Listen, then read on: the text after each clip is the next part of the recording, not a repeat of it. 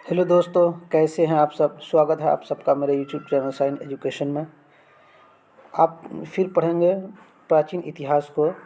Video 1 में 150 point पढ़े थे, वीडियो 2 में 150 पॉइंट पढ़े थे, 300 पॉइंट हुआ। अब वीडियो 3 में हम लोग 300 से आगे पढ़ेंगे। UPSC PCS prelims notes heading इसलिए मैं बनाया हूँ ताकि इससे नीचे जितने भी एग्जाम में सब में आपको कारगर साबित हो। ठीक है, चलिए आज हम लोग फिर पढ़ेंगे। चलिए हम लोग शुरू करते हैं। 300 पॉइंट से स्टार्ट करेंगे। क्या है? प्राचीन इतिहास में प्राचीनतम बौद्ध विश्वविद्यालय का नाम बताइए। नालंदा विश्वविद्यालय। 301 भगवान बुद्ध के प्राण त्याग कहाँ हुए थे? कुशीनारा में। ठीक है। अजंता की चित्रकारी निम्नलिखित में से किससे प्रेरित है? दयालु बुद्ध से। ठीक है। बुद्धों के विश्वास के अनुसार गौतम बुद्ध का अगला अवतार किसे माना जाता है? मैत्रेय को। ठीक है। तमिल भाषा के शिल्पदिकारम और मणिमेखलाई नामक गौरव ग्रंथ किससे संबंधित है? क्या? हिंदू धर्म से। किससे संबंधित है? हिंदू धर्म। निम्नलिखित में से कौन सा मठ बौद्ध धर्म से संबंधित है? चैत्य मठ। किससे संबंधित है? चैत्य मठ। ठीक है। निम्नलिखित में से कौन संस्कृत प्रथम व्याकरण था? व्याकरणविद था, यानी व्याकरण लिखने वाला था। पैनिनी। कौन था? पैनिनी। ठीक है। चलिए आगे पढ़ेंगे।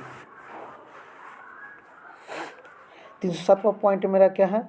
बौद्ध धर्म निर्माण स्थल निम्नलिखित में से कौन सा है? कुशीनारा। नालंदा विश्वविद्यालय का एक महान केंद्र था। उसका विशेषता क्या था? बौद्ध धर्म की वजह से। बौद्ध धर्म में विश्वविद्यालय। मानव के दुखों के अंत के लिए अष्टांगिक मार्ग पथ का प्रतिपादन किसने किया था? गौतम बुद्ध ने। गौतम बुद्ध कौन से गणराज्य से थे? शाक्य गणराज्य से। गौतम बुद्ध में बुल का संबंध बुद्ध के जीवन किस घटना के साथ है? जन्म के साथ। बुद्ध धर्म ने समाज को दो वर्गों में अपने साथ जोड़कर एक महत्वपूर्ण प्रभाव छोड़ा। वो वर्ग कौन सा वर्ग था? स्त्री और शूद्र। बौद्ध धर्म में किस वंश से संबंधित है? शाक्य वंश। ठीक है। चलिए, शाक्य वंश संबंधित है। बौद्ध धर्म क्या दिया? बौद्ध धर्म का अर्थ क्या है? ज्ञान प्राप्त करना। क्या है? ज्ञान प्राप्त करना। 315वां पॉइंट देखेंगे। बौद्ध धर्म के प्रबोध कहाँ प्राप्त हुए थे? बोध गया में। अशोक ने किस बौद्ध साधु से प्रभावित होकर बौद्ध धर्म अपनाया? उपगुप्त से प्रभावित होकर। बौद्ध धर्म का उपदेश किस भाषा में है? पाली भाषा में। किस भाषा में? पाली भाषा में। चलिए 318 पॉइंट्स देखेंगे फिर। निम्नलिखित में से कौन सा एक भारत में लिखित सबसे बाद वाला बौद्ध धर्म का ग्रंथ है? दोहा कोसा। दोहा कोसा लिखित है लेकिन बाद वाला धर्म है। क्या? गौतम बुद्ध का जन्म स्थान कहाँ है? लुम्बिनी में। प्रारंभिक बौद्ध धर्म की रचना किससे रची गई थी? पाली भाषा में। किस भाषा में रची गई थी? पाली भाषा में। बौद्ध धर्म में अपना क्या दिया? बौद्ध धर्म में अपना पहला उपदेश के डियर पार्क था सारनाथ में। कहाँ पर था? सारनाथ में। बुद्ध ने अपना प्रथम संदेश कहाँ दिया था? सारनाथ में। आजीवक संप्रदाय का संप्रदाय कौन था? बुद्ध का समसामयिक। बुद्ध धर्म के किन किन मतों पर विश्वास करता था? बुद्ध धर्म में किन किन मतों पर विश्वास करता था? कि लोगों को दुखी और उनकी इच्छाओं के कारण होते हैं। ठीक है। इच्छाओं पर काबू क्या? इच्छाओं पर काबू पा लिया जाए तो निर्वाण मिल जाएगा। ईश्वर और आत्मा के अस्तित्व को स्वीकार करना चाहिए। ये बुद्ध धर्म के उपदेश में है। ठीक है। चलिए आगे पढ़ेंगे। 305वां पॉइंट। अलेक्जेंडर सिकंदर और पोरस ने लड़ी थी झेलम की नदी, जिसको झेलम तिस्ता की नदी की लड़ाई कहते हैं। सिकंदर महान का शिक्षक कौन था? अरस्तु। उन स्तंभदार भवनों को क्या कहते हैं जिसमें बौद्ध भिक्षु पूजा करते थे? चैत्य कहते हैं। सिकंदर की मृत्यु के बाद उनके साम्राज्य का पूर्वी भाग किसके अधीन चला गया? सेल्यूकस निकेटर के। जैन साहित्य को क्या कहते हैं? अंग कहते हैं। उसके बाद इच्छा शब्द कष्टों का कारण है। ठीक है। इसका क्या दिया फिर? इसका प्रचार करने वाला धर्म कौन सा है? बौद्ध धर्म।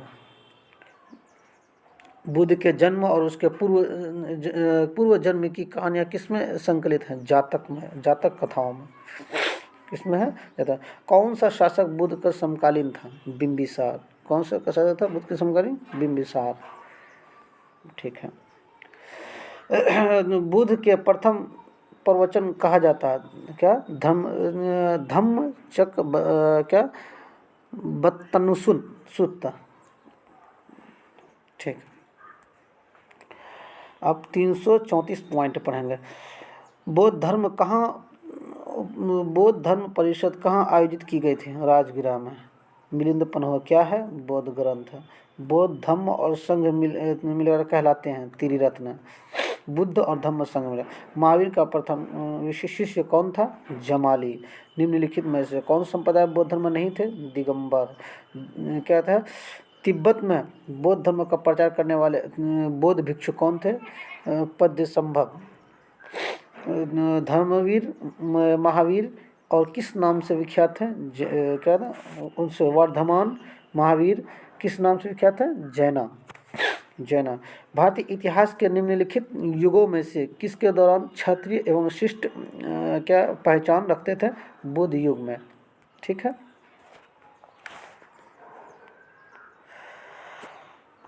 गौतम बुद्ध का जन्म स्थान किसके द्वारा अंकित किया जाता है? अशोक मौर्य का रुक्मिणीदेवी स्तंभ के द्वारा। ठीक है।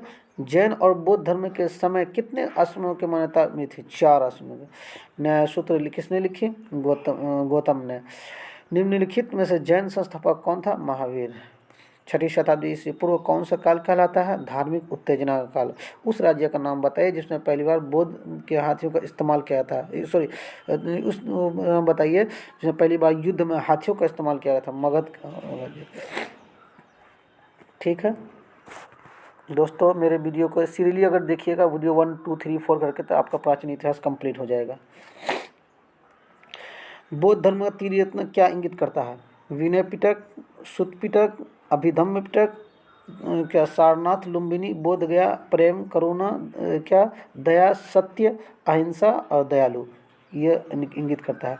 उस गणतंत्र का नाम बताइए जो 6वीं शताब्दी ईसा पूर्व जातियों का राजसंघ था। वज्जी। कौन था? वज्जी। किसकी सेना ने ग्रीक शासक सिकंदर के साथ झेलम नदी के तट पर मुकाबला किया था?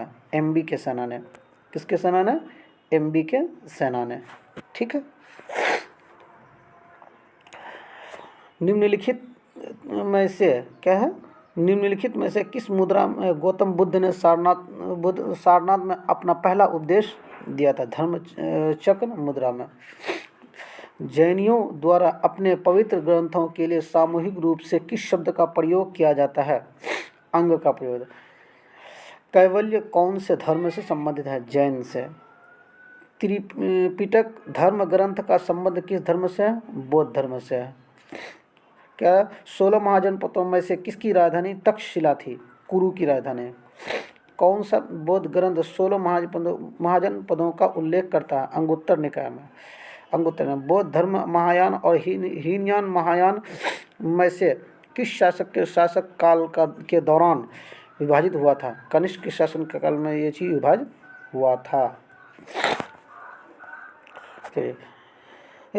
स्तूप शब्द गौतम बुद्ध के जीवन के निम्नलिखित किस घटना से संबंधित है? मृत्यु से। ठीक है। जैन धर्म के पहले तीर्थक कौन थे? ऋषि भदेव। वैशेषिक दर्शन के प्रतिपादक कौन है? कनाद। निम्नलिखित में से प्राचीनतम राजवंश कौन सा था? मौर्य। बौद्ध धर्म के अधिकांश ग्रंथ किस भाषा में लिखे गए? पाली भाषा में।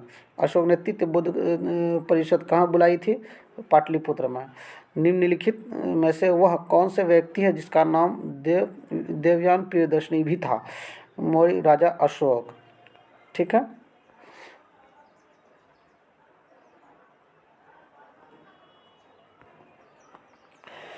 चलिए अब आगे पढ़ेंगे। अशोक की प्रशासनिक नीति में भारी परिवर्तन किस घटना में आया? कलिंग युद्ध के बाद। अशोक के अधीन मौर्य राजतंत्र का सबसे सही वर्ण निम्नलिखित में से कौन सा होगा? प्रबुद्ध स्वेच्छाचारी शासन। चंद्रगुप्त मौर्य के दरबार में भेजा गया यूनानी राजदूत था मेगास्थनीज। निम्नलिखित में से कौन सा जानवर सारनाथ स्तंभ पर उत्कीर्ण नहीं है? हिरण। ठीक है।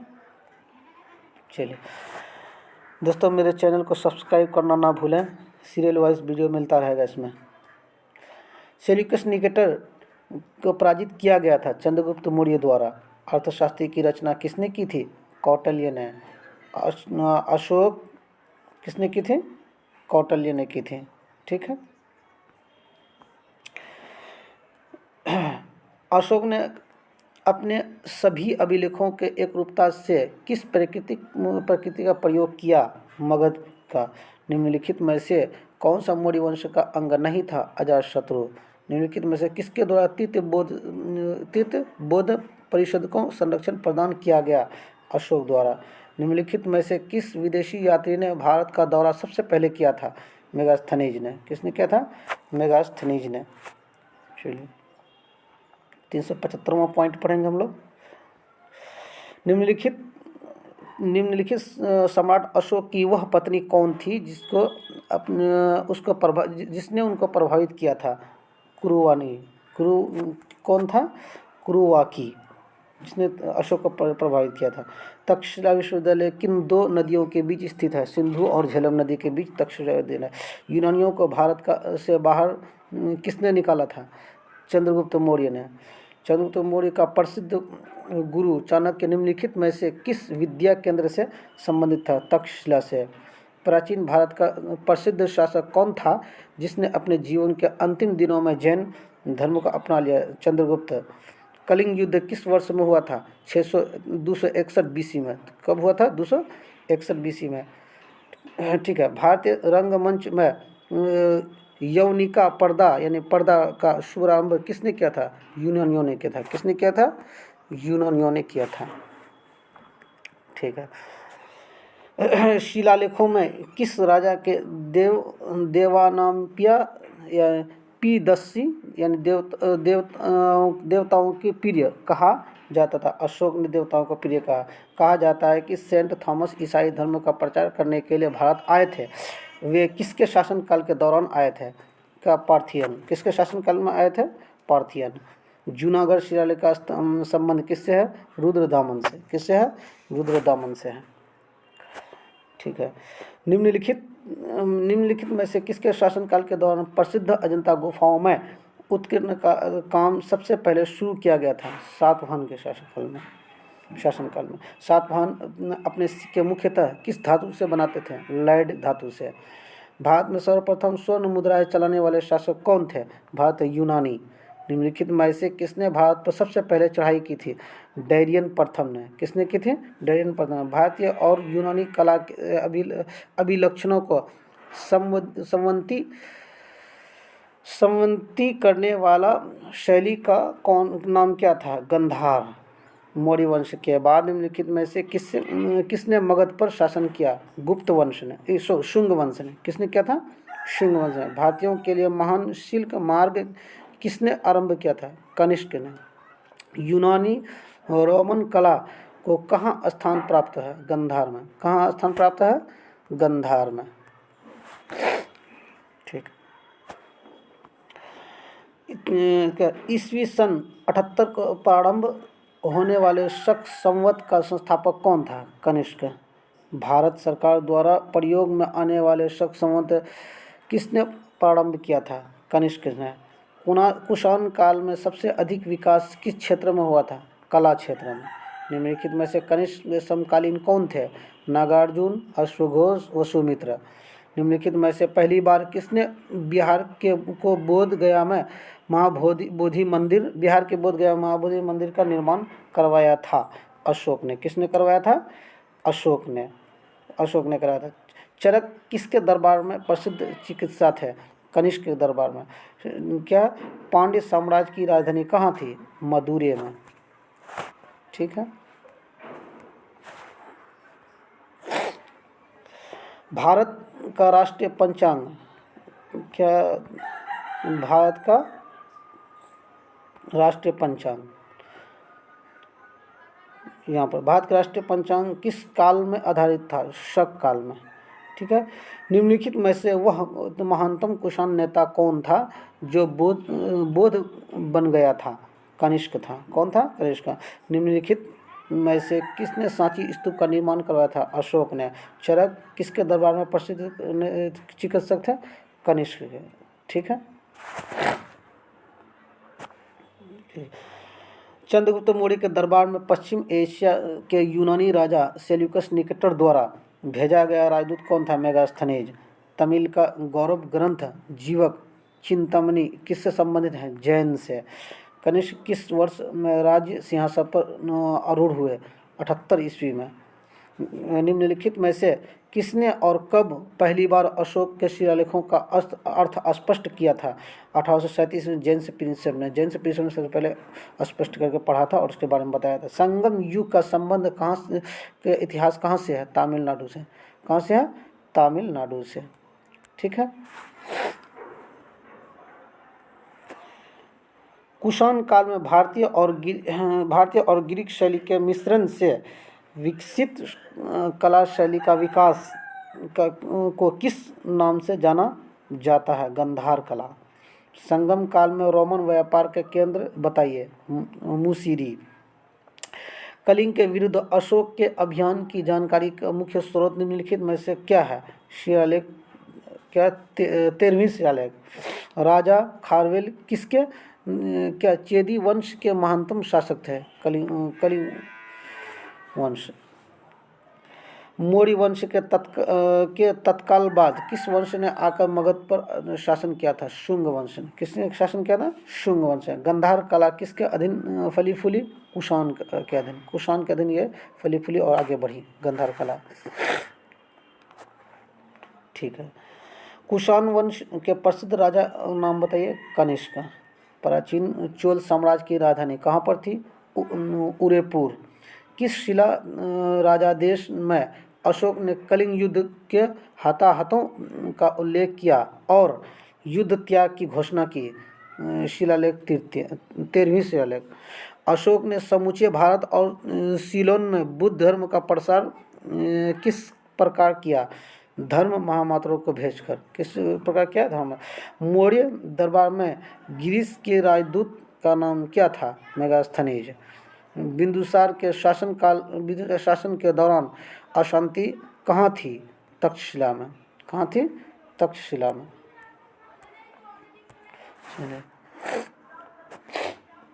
हाँ, सातवाहन का क्या था? सातवाहन का संबंध सबसे बड़ा शासक कौन था? गौतमीपुत्र क्या शतकी शासक था सबसे। ठीक है। आगे पढ़िए। अर्थशास्त्र के लेखक किसके समकालीन थे? चंद्रगुप्त मौर्य। किसके समकालीन थे? चंद्रगुप्त मौर्य के। चंद्रगुप्त मौर्य ने अपने अंतिम दिन कहाँ व्यतीत किए थे? श्रवणबेलगोला में। बौद्ध धर्म का संरक्षक कुषाण शासक कौन था? कनिष्क। निम्नलिखित में से कौन शासक कुषाण वंश से था? खफीसेस। ठीक है। किस भारतीय शासक ने कलिंग युद्ध को लड़ा? अशोक ने।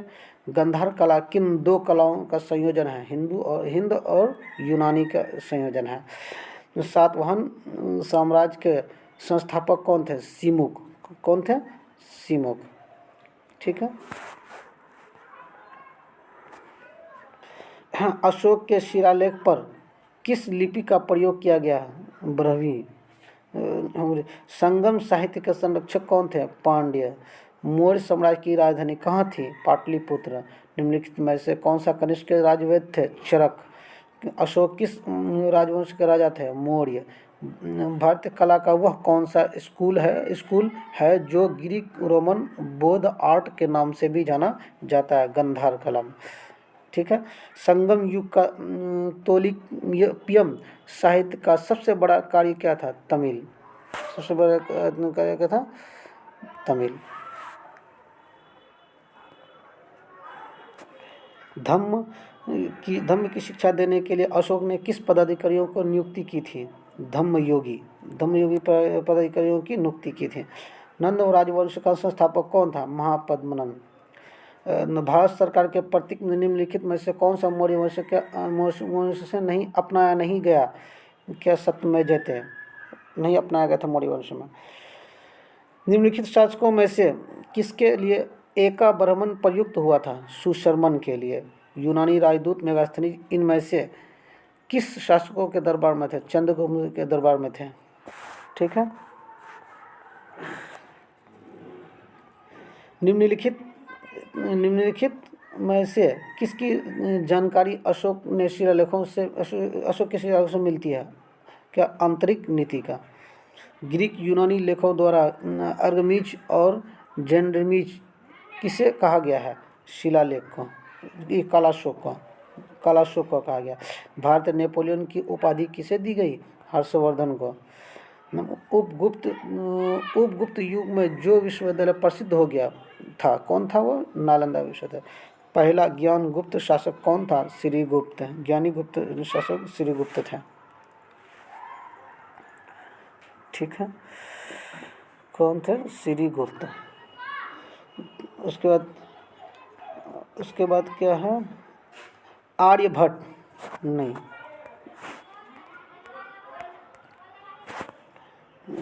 श्रीगुप्त। आयुर्वेद के वेद चिकित्सा का भगवान किसे मानते हैं? धन्वंतरी को चिकित्सा का भगवान मानते थे। आर्यभट्ट और वराहमिहिर के सुविख्यात नाम किसके युग के संबंधित है? गुप्त वंश के। रोमन साम्राज्य के साथ भारत का व्यापार रोम पर किसके द्वारा आक्रमण के साथ समाप्त हुआ? हुनों के आक्रमण के द्वारा से ये समाप्त हुआ था। ठीक है, हुनों द्वारा। उसके बाद चीनी यात्री, उसके बाद कौन है? चीनी यात्री का फाहियान किस गुप्त शासक के शासनकाल के दौरान भारत आया था? चंद्रगुप्त द्वितीय के दरबार शासन के दौरान भारत आया था। ठीक है। इलाहाबाद के स्तंभ किसकी उपलब्धि के उत्कीर्ण है? समुद्रगुप्त। किसकी उपलब्धि उत्कीर्ण? समुद्रगुप्त की। ठीक है। इलाहाबाद स्तंभ शिलालेख किससे संबंधित है? समुद्र हरिसेन। किसने बनवाया था? इलाहाबाद का स्तंभ शिलालेख किसने बनवाया था? हरिसेन। ठीक है। गुप्त शासकों के बारे में निम्न में से कौन सा कथन सही नहीं है? राजपद वंश था और सिंहासन सदा सबसे बड़े पुत्र को मिलता था। ये सही नहीं है। गुप्त युग का प्रवर्तक कौन था? श्रीगुप्त। कवि कालिदास किसके राजकवि थे? चंद्रगुप्त विक्रमादित्य के। गुप्त शासकों के सरकारी दरबारी भाषा क्या थी? प्राकृतिक। गुप्त राजवंश किस लिए प्रसिद्ध थे? कला और स्थापत्य के लिए। गुप्त राजा जिसने विक्रमादित्य की पदवी ग्रहण की थी वह था चंद्रगुप्त द्वितीय। तो दोस्तों मेरे चैनल को सब्सक्राइब करें, लाइक करें और शेयर करें। वीडियो 1, वीडियो 2, वीडियो 3 और वीडियो 4 में बनाएंगे, जिसमें प्राचीन इतिहास से रिलेटेड 600 पॉइंट मेरा कंप्लीट हो जाएगा। जो भी तैयारी करने वाले हैं यूपीएससी से लेकर जितने भी कंपटीशन एग्जाम वाले, एसएससी, बीएसएससी, रेलवे, तो वो हमारे वीडियो को सीरियली ज़रूर देखें और देखने के बाद बड़ी फ़ायदा होगा। हाँ, बोलने में हमारी कहीं मिस्टेक हुई है, बोलने में हड़बड़ी में बोलना कुछ और से बोला कुछ और चला गया, इसके लिए क्षमा चाहेंगे। इसलिए कैसा लगा वीडियो, लाइक डिस्क्रिप्शन में ज़रूर लिखें।